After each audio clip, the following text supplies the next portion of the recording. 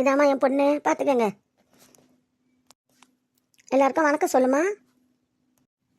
வணக்கம். உன் பேர் என்னம்மா? காயத்ரி. பொண்ணு பேர் காயத்ரியா? ஆமாம்மா, பெரிய பொண்ணு பெரியவ பேர் காயத்ரி, சின்னவ பேர் காஞ்சனா. அவள் தான் காலேஜ் போயிருக்காம்மா. ஓ, சின்ன பொண்ணு இல்லையா, காலேஜ் போயிருக்கா?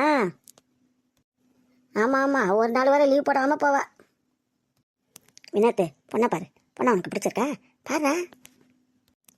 உனக்கு பிடிச்சா சரிம்மா, உனக்கு பிடிச்சா எனக்கு பிடிச்சா மாதிரி. என்னடா அப்படி சொல்கிற? இந்த பொண்ணுகிட்ட பேசணுமா? ஏதோ தனியாக போய் பேசிட்டு வரியா? அதெல்லாம் வேணாம்மா, வேணாம். உனக்கு பிடிச்சிருக்குல்ல, எனக்கு பிடிச்ச மாதிரி தான். அப்புறம் என்ன, பிடிச்சிருக்குன்னு சொல்லிடவா? காமாட்சி அம்மா, மாப்பிள்ளை தான் பிடிச்சிருக்குன்னு சொல்கிறாரு, பிடிச்சிருக்குன்னு சொல்லிடுங்க. வீட்டில் அது இதுன்னு சொல்லக்கூடாதுன்னு சொல்லிடுவேன். பிடிச்சிருக்கு மாப்பிள்ளைக்காண்டு சொல்லிடுமா. பொண்ணு எங்களுக்கெல்லாம் பிடிச்சிருக்கு.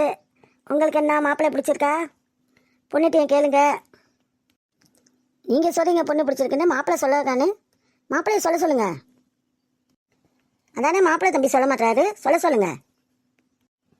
என்ன உன் வாயெல்லாம் சொல்லணுங்கிறாங்க, சொல்லு. பிடிச்சிருக்கு பிடிச்சிருக்கு அதான் சொல்லிட்டானே பிடிச்சிருக்குண்டு. கொஞ்சம் சிரிச்சா மாதிரி வர பேசலையே மாப்பிள்ளை. என்னமோ பிடிச்சிருக்குன்னு உங்களுக்காக சொல்கிற மாதிரி இருக்கு. நல்ல பொண்ணாக தான் இருக்குது. ஜனங்களாம் நல்ல ஜனங்களாக இருக்குது, ஊர் வாசலாம் இருக்குது, வசதியெலாம் இருக்குது.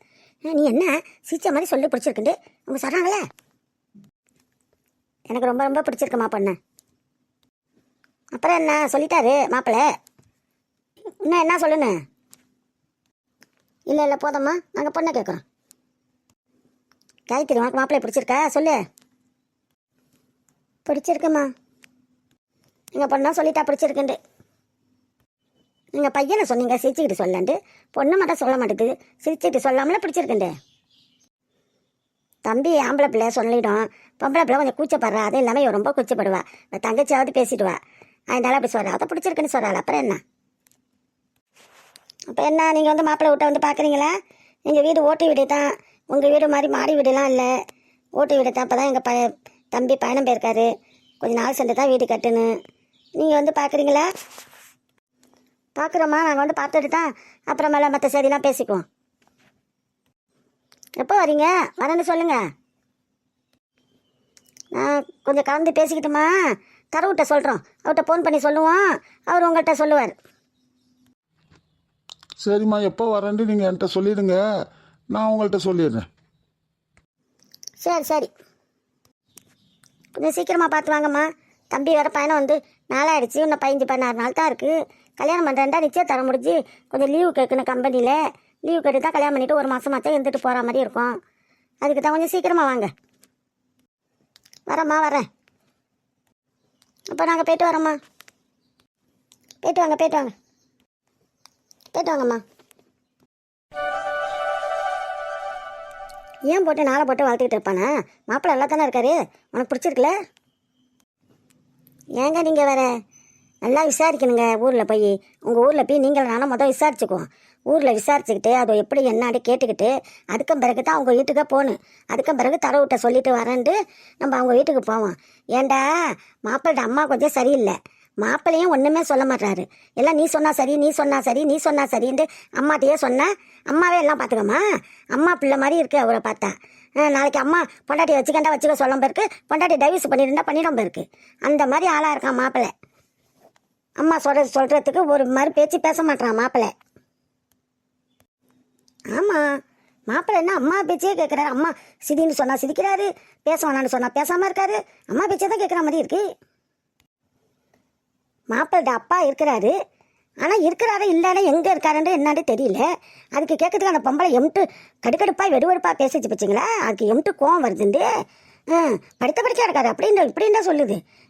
மாப்பிள்ளை அப்பா என்ன ஆச்சுன்னு தெரியல. அது என்னடா அது சொல்ல மாட்டேது. அதுக்கு இப்படி பேசுது. நல்லா விசாரிச்சுட்டு தான் நம்ம பொண்ணை கல்யாணம் பண்ணணுங்க. அவசரப்பட்டு அதெல்லாம் போக வேணாம். நீ சொல்கிறது சரிதான். ஆனால் அந்த பொம்பளை மாப்பிள்ளை அப்பா என்கிட்ட கேட்டோன்னா ஒரு மாதிரியாக பேசி இருந்துச்சு பாரு. அதுலேயே எனக்கு கொஞ்சம் சந்தேகமாக இருக்குது.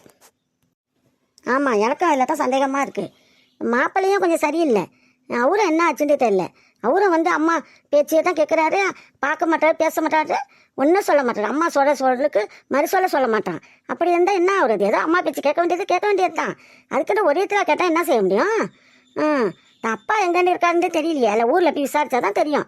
ஊரில் போய் முதல் விசாரிச்சுக்கும், அப்புறமேல கல்யாணத்தை பற்றி பேசுவோம். நீ வர ஏன்? நான் ஒன்றே போயிட்டு வரேனே. சரி, நீங்கள் ஒன்றே போயிட்டு வரீங்களா? இல்லை நீனும் வா, 2 பேருமா போயிட்டு வரும். அப்புறம் நான் சொன்னால் போய் சொல்கிறேன்னு சொன்னால் சொல்லுவேன். 2 பேருமா போயிட்டு வரும். நாளைக்கு போவோமா? சரி நாளைக்கே போவோம். வினோத்து, ஏன் இங்கே உட்காந்துருக்கீங்க? இங்கே வாங்க குளிக்க. வாங்க வினோத்து, வாங்க. வைதகி, மழை வந்து அடிக்குது, ரொம்ப நேரம் குளிக்காத, கரையாரு. வைதகி. ஓ கனவா? அவளே நினச்சிட்டு இருக்கிறதுனால அவள் தண்ணியில் குளிக்கிற மாதிரி உங்களுக்கு தெரிஞ்சு இருக்கு. தண்ணியில் குளிக்க வரமாட்டீங்களா வினோத்து? குளிக்க பயமான்னு கேட்குறேன்.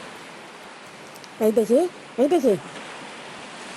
வினோத்து வாங்க, வினோத்து குளிக்க வாங்க. வினோத்து.